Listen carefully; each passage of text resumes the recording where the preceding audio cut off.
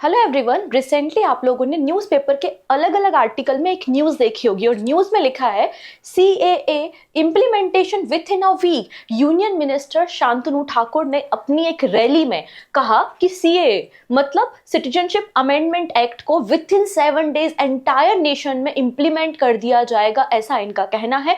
Not only in West Bengal, in fact पूरे के पूरे भारत में CAA को within a week implement कर दिया जाएगा।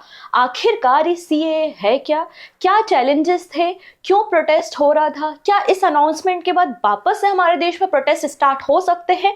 और काफी कुछ नया सीखने को आज आपको मिलने वाला है। So I am Pooja and welcome back to Oliveboard. और आज हम एक बर्निंग इशू पर डिस्कशन करने वाले हैं, which is citizenship amendment act 2019, जिसको 2019 में लोकसभा में पास किया गया, राज्यसभा में भी पास किया गया और उस समय हमारे प्रेसिडेंट थे रामनाथ कोविंद जी, उन्होंने भी सिग्नेचर कर दिए और ये एक्ट अस्तित्व में आया। लेकिन अभी तक सेंट्रल गवर्नमेंट ने इसे नोटिफाई नहीं किया है, मतलब गाइडलाइंस नहीं इशू की है कि एंटायर जो आपका एक्ट है उसमें क्या क्या गाइडलाइंस होनी चाहिए। तो बहुत जल्दी हो सकता है गवर्नमेंट इस एक्ट के लिए नोटिफिकेशन या इसे नोटिफाई कर दे। तो आइए हम पूरी कहानी को समझते हैं। इस पूरे वीडियो को समझने के लिए आपको कुछ बेसिक बातें सीखनी पड़ेंगी, जिससे आप इस पूरे टॉपिक को बहुत अच्छे तरीके से समझ पाए। और लास्ट में एक क्वेश्चन भी है जिसका आप आंसर राइटिंग कर सकते हैं RBI ग्रेड B वाले फेज 2 के लिए, UPSC वाले अपने मेंस के लिए, एंड जिन भी पेपर में डिस्क्रिप्टिव पेपर होता है उन सब के लिए टॉपिक अपने आप में इंपॉर्टेंट हो जाता है। ओके है, तो यहाँ पर न्यूज क्या है? न्यूज है union minister Shantanu Thakur has declare that the Citizenship Amendment Act, also known as CAA, is set to be implemented nationwide within the next 7 days. Within a week, इसे पूरे देश में implement कर दिया जाएगा, not only just in West Bengal, in fact in entire country. Recently आप देखेंगे waste Bengal से ही MP है शांतनु ठाकुर, वो 24 परगना में अपनी एक रैली को होस्ट कर रहे थे, रैली को एड्रेस कर रहे थे और उसी एड्रेस करते समय उन्होंने ये स्टेटमेंट दिया। तब से ये बर्निंग इशू बन गया है और अलग अलग न्यूज़पेपर इसे कवर करने में लगे हुए हैं। तो मैंने सोचा मैं भी आप लोगों के लिए इस पर्टिकुलर टॉपिक को कवर कर देती हूँ, जिससे आने वाले एग्जाम में आपको थोड़ा सा लिखने में आसानी होगी। टॉपिक को समझने से पहले आपको 2 वर्ड्स को जान लेना चाहिए जिनका इस्तेमाल बार बार किया जाएगा। पहला वर्ड है परसिक्यूशन। ये क्या होता है? परसिक्यूशन मतलब होता है अत्याचार करना, एट्रोसिटी करना। बेसिकली किसी एक इंडिविजुअल पे या ग्रुप पर कोई दूसरा इंडिविजुअल या ग्रुप एट्रोसिटी करता है, अत्याचार करता है, उसे हम क्या कहेंगे? परसिक्यूशन कहेंगे। मतलब मिस ट्रीटमेंट करना ऑफ एन इंडिविजुअल और ग्रुप बाय अनदर इंडिविजुअल और ग्रुप। अब ये परसिक्यूशन कई तरीके से हो सकता है कि रिलीजियस के अकॉर्डिंगली, पॉलिटिक्स के अकॉर्डिंगली, किसी भी तरीके से अत्याचार या मिसट्रीटमेंट हो सकता है। इसको हम कहते हैं परसिक्यूशन। और ये परसिक्यूशन मेन रीजन है जिसके कारण लोग माइग्रेट होते हैं, एक कंट्री से दूसरी कंट्री शिफ्ट होते हैं। ठीक है, नेक्स्ट वर्ड हमें डिस्कस करना चाहिए इमिग्रेंट। इमिग्रेंट क्या होते हैं? तो इमिग्रेंट ऐसे फॉरेनर्स होते हैं जो हमारी कंट्री में आकर परमानेंटली सेट हो जाते हैं, परमानेंटली बस जाते हैं। इन्हें हम क्या कहेंगे? इमिग्रेंट्स कहेंगे। A person who has come into a foreign country to live there permanently, इसको हम कहते हैं इमिग्रेंट। ये दोनों वर्ड बार बार इस्तेमाल होंगे, इसलिए पहले ही इनको डिफाइन कर दिया। अब ये समस्या जो आप देखते हैं इमिग्रेशन की, या फिर जो दूसरी कंट्री से लोग हमारी कंट्री में आके रहने लगते हैं, ये समस्या आज की नहीं है, ये समस्या बहुत पुरानी है। 1947 जब हमारा देश आज़ाद हुआ था तब से हम इस प्रॉब्लम को फेस कर रहे हैं। अगर ये आप हमारे इंडिया का मैप देखेंगे तो इंडिया की जो हमारी बाउंड्री है या हमारे जो नेबरिंग कंट्री हैं, उन लगभग सभी कंट्री से माइग्रेंट होकर लोग हमारे देश में आए हैं। जैसे अगर हम बात करें 1947 में जब देश आज़ाद हुआ था और डिवीजन हुआ था पाकिस्तान और इंडिया का, तो पाकिस्तान से बहुत बड़ी संख्या में इंडिया में लोग आए थे। वैसे ही बांग्लादेश से भी, क्योंकि उस समय हम इसे ईस्ट पाकिस्तान कहते थे, तो ईस्ट पाकिस्तान से भी बड़ी संख्या में लोग माइग्रेंट होकर आए थे। ऐसा डेटा बताता है कि लगभग 1 करोड़ से ज्यादा लोगों का इंडिया, पाकिस्तान और बांग्लादेश के बीच में, मतलब ईस्ट पाकिस्तान के बीच में माइग्रेशन हुआ था। ठीक है, ये तो हो गया 1947 की बात। इसके बाद जब बांग्लादेश बना, मतलब जब ईस्ट पाकिस्तान बांग्लादेश में कन्वर्ट हुआ, मतलब फ्रीडम मूवमेंट चल रहा था बांग्लादेश में 1971। तो 1971 के समय भी बांग्लादेश से काफी बड़ी संख्या में इंडिया लोग आए। स्पेशली अगर आप बांग्लादेश की लोकेशन देखोगे तो हमारे जो नॉर्थ ईस्टर्न स्टेट है, यहाँ पर जोग्राफिकली हम इनके साथ ज्यादा कनेक्ट होते हैं। तो बांग्लादेश से बड़ी संख्या में लोग आकर वेस्ट बंगाल, बिहार, इसके अलावा नॉर्थ ईस्टर्न स्टेट में आकर बस गए। नेक्स्ट बात करेंगे 1959 से 60 में चलने वाला चाइना तिब्बत वॉर। तो चाइना तिब्बत वॉर के चलते हुए तिब्बत के एरिया में जो मैक्सिमम संख्या में यहाँ पे बुद्धिस्ट लोग थे वो भी भारत में आकर बस गए, भारत में आकर माइग्रेट हो गए। ठीक है, नेक्स्ट बात करेंगे 1979 से सोवियत अफगान वॉर चल रही थी। तो इस सोवियत अफगान वॉर के चलते यहाँ पर जो माइनॉरिटी ग्रुप था उनका रिलीजन मिसट्रीटमेंट हो रहा था, परसिक्यूशन हो रहा था, जिसके कारण बड़ी संख्या में अफगानिस्तान से लोग भारत में आकर बस गए, माइग्रेट हो गए।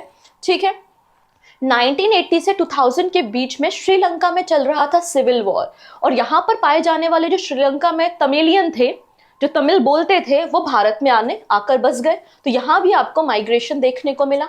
नेक्स्ट है 2015 से 17 के बीच में, यहाँ पर आप देखेंगे ये म्यांमार है और ये वाला जो एरिया है इसको हम रोहिंग्या के नाम से जानते हैं।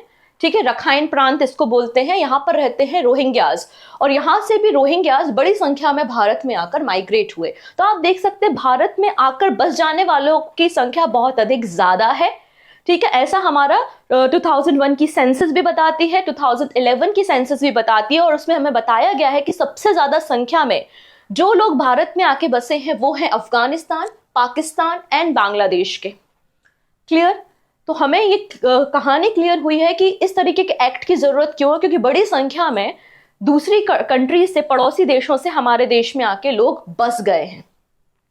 ठीक है, अब हमारे देश में क्या सिटीजनशिप के लिए कोई क्लॉज है? आंसर है यस। हमारे देश में सिटीजनशिप के लिए दो तरीके की बातें की गई है। एक तो कॉन्स्टिट्यूशन में की गई है। हमारे कॉन्स्टिट्यूशन में जो पार्ट 2 है, आर्टिकल 5 to 11, ये डील करता है सिटीजनशिप ऑफ इंडिया, मतलब भारत में नागरिकता कैसी होगी, किस प्रकार की होगी, ये सारी बातें आपको आर्टिकल 5 to 11 हमारे कॉन्स्टिट्यूशन के पार्ट नंबर 2 में मिलेगी।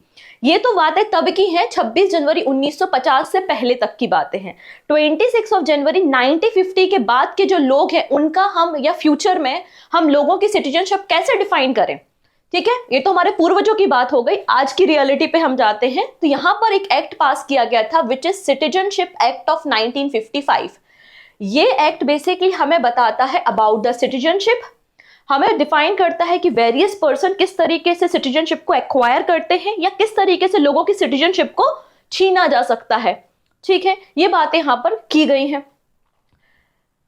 अब इस बिल को समय समय पे कई बार, सेवरल टाइम अमेंड किया गया है 1955 के एक्ट को। सिटीजनशिप एक्ट ऑफ 1955 को सेवरल टाइम अमेंड किया है। आप देख सकते हैं 1986 में, 1992 में, then 2003, 2005 एंड फाइनली 2019। तो आज हम जो डिस्कशन कर रहे हैं वो हम सिटीजनशिप अमेंडमेंट एक्ट 2019 पे ही डिस्कशन कर रहे हैं। क्यों इतना समय लग गया? जब 2019 में इस बिल को पास किया गया था तो 2023 आ गई और अभी तक इसे इंप्लीमेंट क्यों नहीं किया गया? तो यहाँ पर जानकारों को कहना, एक तो रीजन था कोविड, इसके अलावा सेंट्रल गवर्नमेंट का ये प्लान नहीं था कि जब इस बिल को अनाउंस किया जाएगा तो इतना मास प्रोटेस्ट इंडिया में देखने को मिलेगा। आप लोगों ने एक प्रोटेस्ट के बारे में डेफिनेटली सुना होगा, शाहीन बाग। ठीक है, शाहीन बाग का प्रोटेस्ट है जो कि कोविड के चलते ऑटोमेटिकली फिनिश हो गया था, लेकिन जब इस बिल को लाया गया था तो मास प्रोटेस्ट देखने को मिला था और 100 से ज्यादा लोगों की जान भी गई थी। इसलिए अभी तक इस बिल को इम्प्लीमेंट नहीं कर पाया, लेकिन ऐसा बताया जा रहा है कि बहुत जल्दी इसे देश में लागू कर दिया जाएगा। तो आखिरकार क्या बातें हैं जिसके कारण प्रोटेस्ट चल रहा है, क्या कंफ्यूजन है, वो सारी बातों को हम थोड़ा सा देखते हैं। ठीक है, अब सबसे पहले बात करते हैं कि ये जो इलीगल माइग्रेंट हैं ये क्या होते हैं और नए एक्ट में इन्हें क्या नाम दिया गया है, किस तरीके से डिफाइन किया गया है। तो इलीगल माइग्रेंट कौन होते हैं? ऐसे लोग जो बिना वीजा, बिना पासपोर्ट के हमारी बाउंड्रीज से भारत के अंदर एंटर हो गए हों और भारत में आकर रहने लगे हों, या ऐसा कोई व्यक्ति जिसके पास वीजा तो हो, मान लेते हैं 6 मंथ का वीजा था और अब 6 मंथ का वीजा फिनिश होने के बाद वो 1 साल 2 साल से हमारे देश में रह ही रहा है, तो ऐसे लोगों को हम इलीगल माइग्रेंट कहते हैं, जो बिना डॉक्यूमेंट, बिना पासपोर्ट, बिना वीजा और वीजा खत्म होने के बाद भी इंडिया में स्टे कर रहे हैं, उन्हें क्या नाम दिया गया? इलीगल माइग्रेंट दिया गया। और बहुत अधिक संख्या में भारत में इस तरीके के लोग रहते हैं। तो क्या हमारे देश में कोई एक्ट नहीं है, अगर कोई व्यक्ति है जो इलीगल तरीके से माइग्रेंट होके आया है या उसका वीजा खत्म हो गया तो उन्हें डिटेन करने और वापस से डिपोर्ट करने के लिए क्या हमारे देश में कोई क्लॉजेस नहीं है? आंसर है। अगर आप देखोगे तो हमारे देश में 2 एक्ट काम करते हैं। एक है पासपोर्ट एक्ट ऑफ 1920 और फॉरेनर एक्ट ऑफ 1946। ये दोनों एक्ट बेसिकली ऐसे पर्सन जिनके पास पासपोर्ट नहीं है, वीजा खत्म हो गया और इलीगल तरीके से बिना डॉक्यूमेंट के हमारे देश के अंदर एंटर हुए हैं, उनके खिलाफ लीगल एक्शन लेते हैं, उनको पनिशमेंट भी मिलती है, इनफैक्ट इन्हें डिपोर्ट भी कर दिया जाता है। तो डेफिनेटली हमारे देश में ऐसे कानून हैं। अब नया प्रोविजन क्या कहता है, ठीक है, उसके बारे में बात करते हैं। तो हमारा ये जो नया एक्ट आया है CAA 2019 अमेंडमेंट एक्ट, उसमें लिखा गया है हमारे देश में जो फॉरेन नेबरिंग कंट्री हैं, स्पेशली अफगानिस्तान, बांग्लादेश एंड पाकिस्तान, वहां से अगर कोई माइनॉरिटी कम्युनिटी रिलीजियस परसिक्यूशन के कारण हमारे देश में आ गई है, तो ऐसे लोगों को हम इलीगल माइग्रेंट नहीं कहेंगे और वो एलिजिबल होंगे अंडर द न्यू लॉ कि वो सिटीजनशिप को एक्वायर कर सकते हैं, भारत के नागरिक बन सकते हैं। ठीक है, under the CAA 2019 amendment, migrant who enter India by December 31, 2014, ऐसे लोग जो 31 दिसंबर 2014 से पहले भारत में एंटर हुए हैं, किसके डर से? रिलीजियस परसिक्यूशन उनके साथ हुआ है या उनको डर है, तो ऐसे लोग अगर भारत में एंटर करते हैं तो नए लॉ के अकॉर्डिंगली वो एलिजिबल होंगे सिटीजनशिप के लिए। अब किस तरीके से अप्लाई करना है, क्या अभी वो नोटिफाई करना बाकी है, ठीक है। और इसके लिए बोला गया है कि हम एक फास्ट ट्रैक कोर्ट भी बनाएंगे और ऐसे माइग्रेंट को हम 6 ईयर के अंदर ही सिटीजनशिप प्रोवाइड कर देंगे। अब वो लोग होंगे कौन? तो 6 माइनॉरिटी कम्युनिटी जो कि बांग्लादेश, पाकिस्तान या अफगानिस्तान से आई है, जिसमें मुस्लिम इंक्लूड नहीं है, क्योंकि as per the constitution of Bangladesh, as per the constitution of Afghanistan and Pakistan, ये लोग सेकुलर कंट्रीज नहीं है, ये लोग इस्लामिक कंट्री हैं और इस्लामिक कंट्री में ऑब्वियस सी बात है मुस्लिम मेजॉरिटी में है, तो जो एट्रोसिटी होगी वो माइनॉरिटीज के अगेंस्ट होगी। इसलिए यहाँ पर इन 6 माइनॉरिटी कम्युनिटी पे ही जोर दिया गया है कि अगर ये 6 माइनॉरिटी कम्युनिटी अफगानिस्तान, पाकिस्तान या फिर बांग्लादेश से भारत में एंटर होती हैं तो उनके लिए ही ये लॉ है, ठीक है। मुस्लिम्स के लिए, जो इन पर्टिकुलर 3 कंट्री के मुस्लिम हैं, उनके लिए लॉ नहीं है। इसका ये मतलब नहीं है कि भारत में जो ऑलरेडी मुस्लिम है उनकी सिटीजनशिप चली जाएगी, नो। जो ऑलरेडी भारत का नागरिक है वो तो भारत का नागरिक रहेगा ही, ठीक है। वो 6 कम्युनिटीज कौन कौन सी हैं तो देखेंगे आप, Hindu, Sikh, Buddhist, Jain, Parsi and Christian, ठीक है। ये 6 कम्युनिटी हैं और अगर ये दिसंबर 2014 से पहले भारत में आई है तो ऑब्वियस सी बात है as per the new law इन्हें सिटीजनशिप राइट्स मिल सकते हैं। क्लियर? इसके अलावा एक और बात बोली गई है, अगर ये माइनॉरिटी कम्युनिटी भारत में आती है और भारत में अगर इन्होंने 6 साल का समय व्यतीत किया है, अगर ये इंडिया में 6 ईयर तक रही है तो इनको हम सिटीजनशिप दे देंगे। पहले लिमिट कितनी थी? 11 ईयर थी। लेकिन अभी अगर इन तीनों देशों से कोई मुस्लिम पर्सन आता है हमारे देश में तो उनको 11 साल भारत में व्यतीत करना पड़ेगा, फिर 11 ईयर के बाद उनको सिटीजनशिप दी जाएगी। कहां से आ रहा है? अगर बांग्लादेश, अफगानिस्तान एंड पाकिस्तान से। लेकिन अगर इन तीनों कंट्री से माइनॉरिटीज आते हैं तो उनको 6 ईयर के अंदर सिटीजनशिप अलॉट कर दी जाएगी। क्लियर है इतनी चीजें? डन। अब यहां पे कुछ और बातें कही गई हैं। ये जो प्रोविजन है एक्ट का, will not apply to the tribal area of the Assam, Meghalaya, Mizoram और त्रिपुरा। आसाम, मेघालय, मिजोरम और त्रिपुरा, ये सभी एरियाज जो है वो 6th शेड्यूल में डिफाइन है, जहां पर ट्राइबल कम्युनिटी रहती है। इसलिए जहां पर ट्राइबल कम्युनिटी है उस एरिया में ये एक्ट एप्लीकेबल नहीं हो पाएगा, ये बात यहां पर कही गई है। इसके अलावा ऐसे स्टेट जिनके लिए इनर लाइन परमिट लगता है, जैसे कि अरुणाचल प्रदेश, मिजोरम एंड नागालैंड के भी उस प्रोटेक्टेड एरिया में जहां पर जाने के लिए इनर लाइन परमिट लगता है, तो ऐसे एरियाज में भी सिटीजनशिप अमेंडमेंट जो एक्ट 2019 है उसके क्लॉजेस अप्लाई नहीं होते हैं, ये बात यहां पर लिखी है। लेकिन बोला गया है ये जो व्यक्ति आ रहे हैं जिनको सिटीजनशिप मिल रही है वो इन एरियाज में जाके नहीं रह सकते। ऐसा नहीं है कि कोई आया अफगानिस्तान से, कोई हिंदू था, ठीक है, 6 साल रह लिया, उसको सिटीजनशिप दे दी और असम में कहीं जाके वो बस गया ना। ये जो पर्टिकुलर एरियाज डिफाइंड है वहां पर जाके आप नहीं बस सकते, ठीक है। अब यहाँ पर ओवरसीज सिटीजन ऑफ इंडिया के लिए भी कुछ बातें कही गई हैं। यहाँ पर एक नया एक्ट इंट्रोड्यूस किया गया है, sub section D to the section 7, जिसमें कहा है अगर, क्योंकि हमारी कंट्री में जो ओवरसीज सिटीजन ऑफ इंडिया हैं उनको कई सारे राइट्स एंड प्रिविलेजेस दिए जाते हैं, लेकिन अगर वो कोई भी लॉ को ब्रेक करते हैं, वायलेट करते हैं हमारे एक्ट को या लॉ को, तो हम उनका जो ये मेंबरशिप है, इनकी जो प्रिविलेजेस हैं, उनको हम कैंसिल कर सकते हैं। ये बात यहाँ पर बोली गई है, रजिस्ट्रेशन कैंसिल करने की बात कही गई है। सो प्रॉब्लम कहाँ है, प्रॉब्लम कहाँ है, कंसर्न क्या है, आइए हम देखेंगे। तो सबसे पहला कंसर्न है, कॉन्स्टिट्यूशन में एक आर्टिकल है विच इज आर्टिकल नंबर 14, और आर्टिकल 14 हमारे फंडामेंटल राइट का हिस्सा है। और आर्टिकल 14 समानता के अधिकार की बात करता है, राइट टू इक्वलिटी की बात करता है कि हमारे देश में सभी धर्मों के लोग समान हैं। तो आपने केवल 6 माइनॉरिटी कम्युनिटी को ही क्यों इंक्लूड किया, मुस्लिम कम्युनिटी को क्यों इंक्लूड नहीं किया? जब आप सेकुलर होने की बातें कर रहे हो, आप धर्मनिरपेक्ष होने की बातें कर रहे हो, तो आपने ऐसा क्यों किया? तो ये आर्टिकल 14 का वायलेशन है। ये भी एक कंसर्न लोगों का है जिसके कारण प्रोटेस्ट हो रहे थे हमारी कंट्री में।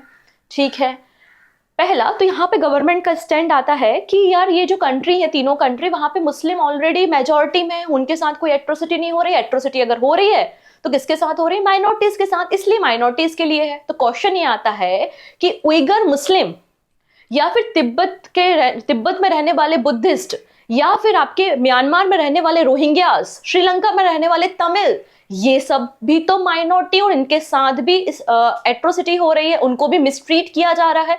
इनके लिए ये लॉ क्यों नहीं है, इनका नाम क्यों नहीं यहाँ पर ऐड किया गया है? दूसरा मुद्दा ये है। ठीक है, ठीक है।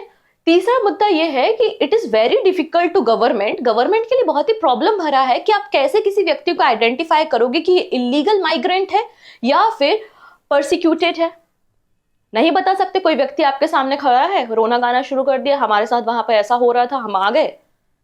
हो सकता है वो सही बोल रहा हो और हो सकता है नहीं, तो डिफरेंशिएट कैसे करोगे? एक प्रॉब्लम ये भी यहाँ पे सामने आई।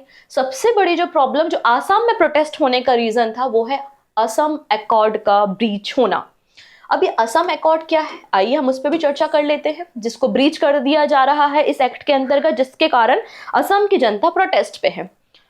तो आपको पता है जब 1971 में बांग्लादेश आज़ाद हुआ था फ्रीडम स्ट्रगल के बाद, तो बहुत अधिक संख्या में माइग्रेंट होके लोग भारत आए थे, और आसाम और जो नॉर्थ ईस्टर्न स्टेट है वहाँ की बाउंड्री बांग्लादेश के साथ शेयर होती। तो मैक्सिमम संख्या में जो लोग माइग्रेट होकर आए वो असम के एरिया में जाकर बस गए। और असम के जो लोग हैं, क्योंकि अब वहां पे रहने लगे तो वहां के रिसोर्सेज का आप इस्तेमाल करने लगे, वहां पे जमीन पे आप अधिकार दिखाने लगे, तो वहां के लोग थोड़े से नाराज हो गए कि यार बाहर के लोग आके हमारे जगह पे बस रहे और हमारे रिसोर्सेज का फायदा उठा रहे हैं। ठीक है, जिसके कारण यहाँ पर एक मूवमेंट शुरू हुआ आसाम में 1979 से 1985 के बीच में।